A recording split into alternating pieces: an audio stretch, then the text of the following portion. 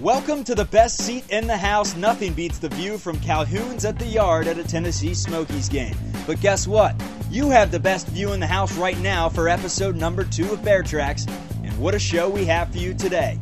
Ian Happ calls into the program. Terry Clark teaches us the towel drill. And we learn who Brian Anderson is, a future star for the Miami Marlins. Bear Trax, episode 2 starts right now. Welcome to Smokies Stadium, where the Chicago Cubs stars of tomorrow are born. This stadium, past heroes, are baseball's present champions. In this house, when your name is called, you step up. Schwarber with an RBI hit. He looks up, so long. Chris Bryant, just like Javier Baez a year ago. A home run in his first Double-A at bat. Swing, fly ball, deep left field. This one's got a chance if it's fair. Way back there, so long. Ball game over. Smokies win. What do you say? This house is witness to historic performances. Jokic no hits the Suns tonight. In the outfield. Oh my, what a grab. And on the base pass. In this stadium, we play until the final out. Swing, there's a line drive, base hit, and the Smokies score 8 times, and they stun the Braves. They were down 7-0 going into the bottom of the 9th. So long. Bodie, a 2-run shot, and the Smokies take the lead here in the bottom of the 8th. That one hammered into center field on his horse is Connor Lean, all the way back to the track to the wall. See ya! Charcer Burks has left the building. This is America's friendliest ballpark. For the next 30 minutes, we're giving you the best seat in the house. Bear Trax starts right now as we bring you inside Tennessee Smokies baseball.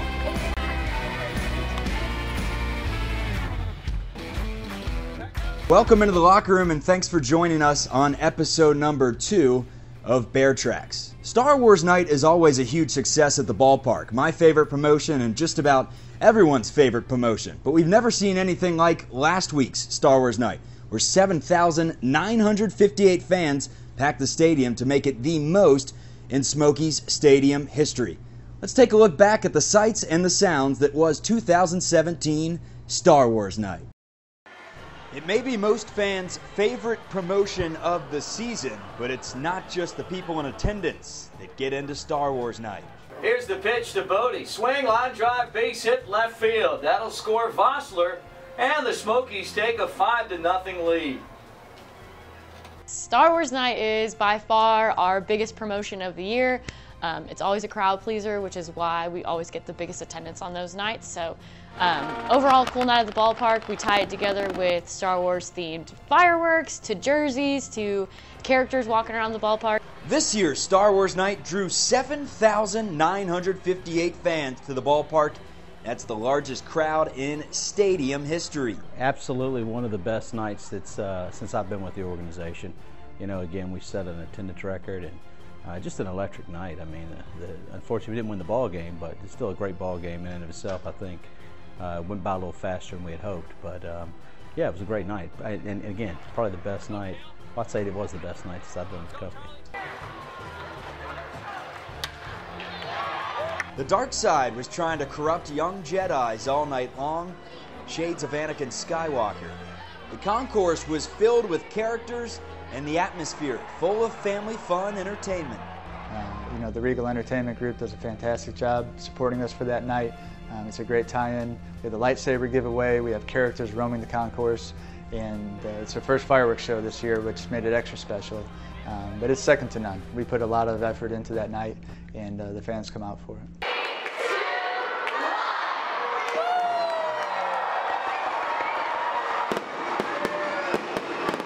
After the contest was the first fireworks show of the season, a promotion that will continue every Friday night at Smokies Stadium.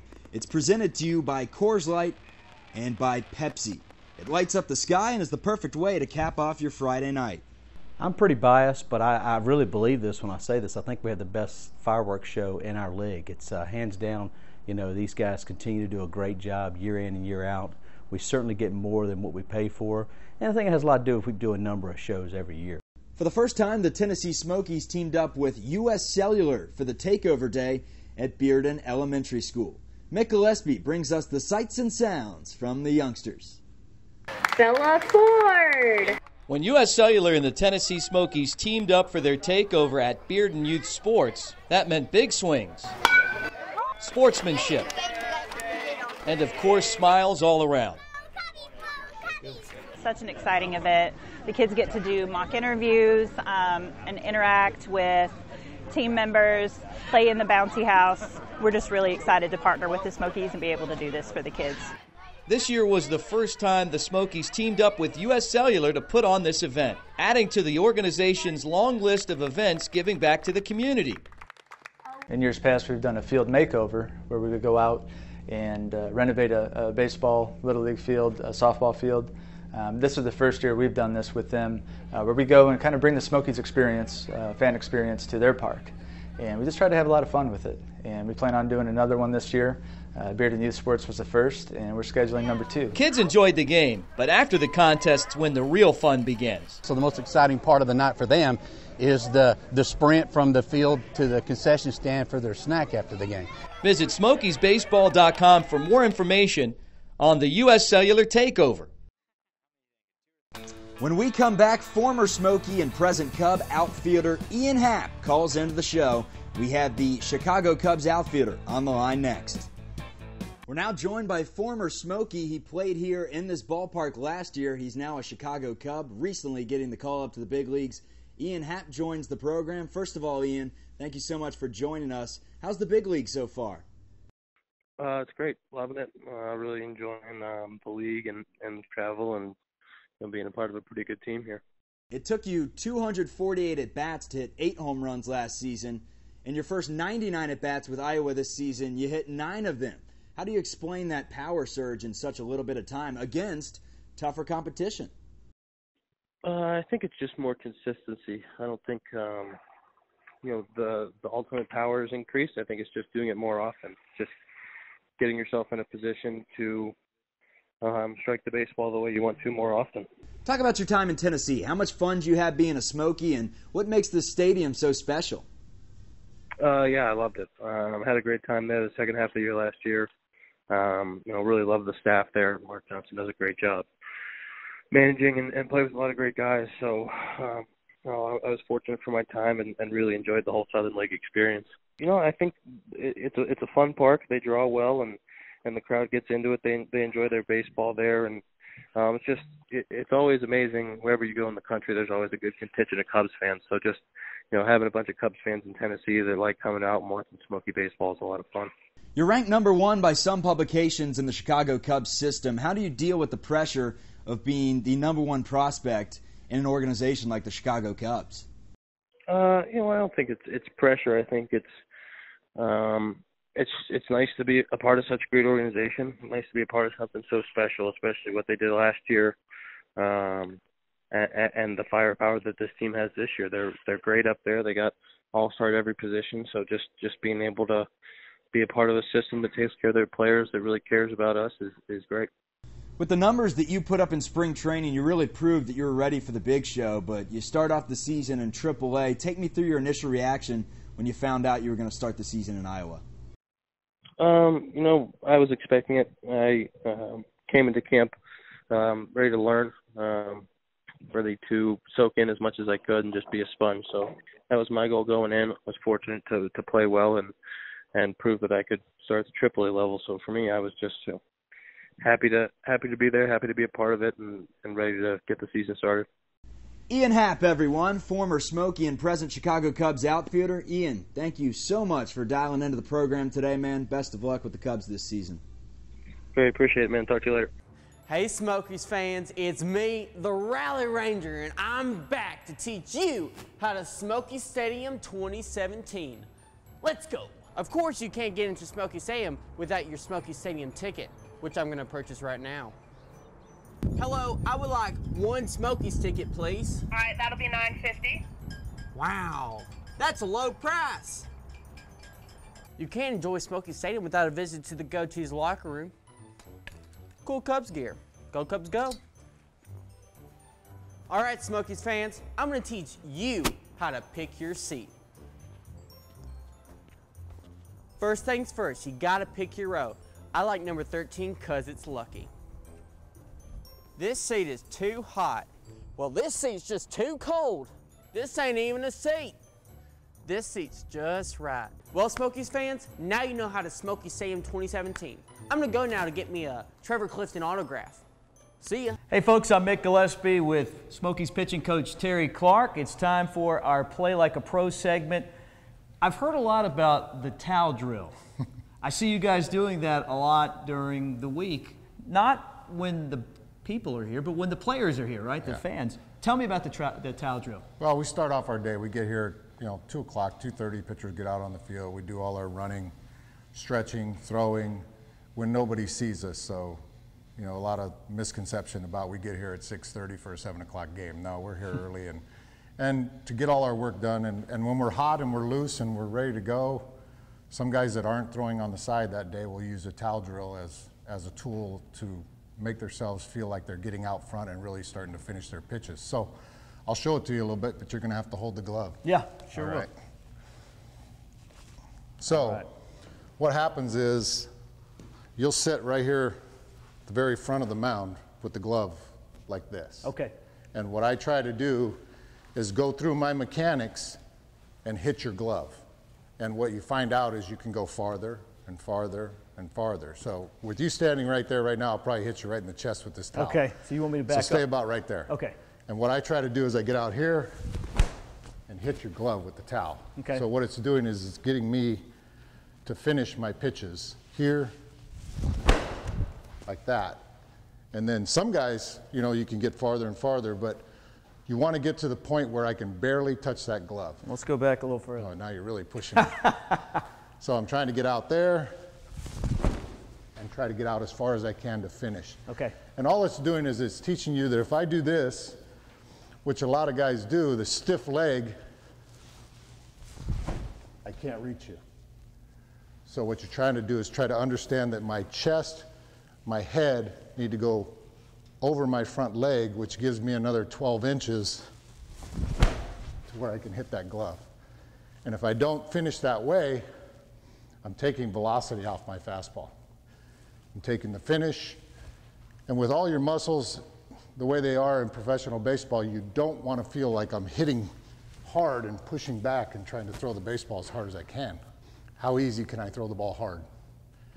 So mechanics-wise, it's not all this throw the ball as hard as I can. I just want to be smooth out front and throw the ball and keep everything in line going right to the catcher.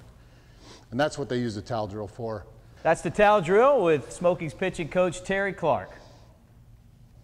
When we come back, Maryville, Tennessee native and Heritage High School graduate Trevor Clifton joins the show. He talks about his hot start and what it's like playing just about 30 miles away from his hometown. Mick Gillespie and Trevor Clifton next on Bear Trax.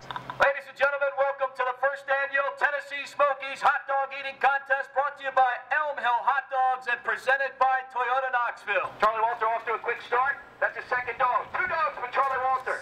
Into the wire again with 3 dogs for Charlie Walter. 5 dogs for Rally Ranger. 6 dogs for Rally Ranger. 7 dogs for Rally Ranger. 10 dogs for Rally Ranger. Look, is the 10-time Hot Dog Eating Contest champion. And he's look, he goes after the big hot dog. Join us every Monday night at Smokies Stadium for Dollar Hot Dog Night, presented by Toyota Knoxville. The best kept secret in North Knoxville, Legacy Point Apartments. Located just off Shad Road on Pleasant Ridge. 1, 2, and 3 bedroom apartments. They are pet friendly with access to a 24-hour state-of-the-art fitness center and saltwater pool with iconic mushroom fountain. Find out for yourself. Stop by and meet their friendly staff or visit them online at legacypointapartments.com. I'm Mick Gillespie, and it's great to be joined by Cubs prospect Trevor Clifton. You're from here, and I'll tell you what, it's been a fantastic start for you this season. What do you like about playing for the Cubs? Just being in my hometown. I'm living at home, so it's nice to see everyone at the games, and we're just playing good together and winning a lot of ball games. That's always fun. You know, I say the Cubs, but it's actually the Cubs AA affiliate, Smokies. You've been a fan of this team for a long time. You came here as a 10-year-old, right, for your birthday? Right. So yeah, I grew up watching the games, and I mean, they were so much bigger than me, so I never thought I would be at this level, but I am, and I'm just enjoying it, and it's great to play for a team you grew up watching. How surreal was it the first time you put the uniform on? I was so nervous the first time I went out to pitch, just because, I mean, it's more than, it's pitching for, I mean, my hometown, my high school, and everyone here watching me. You're one of the biggest prospects on the list for the Cubs right now. A wave of pitching going to the big leagues. We've seen a bunch of great position players.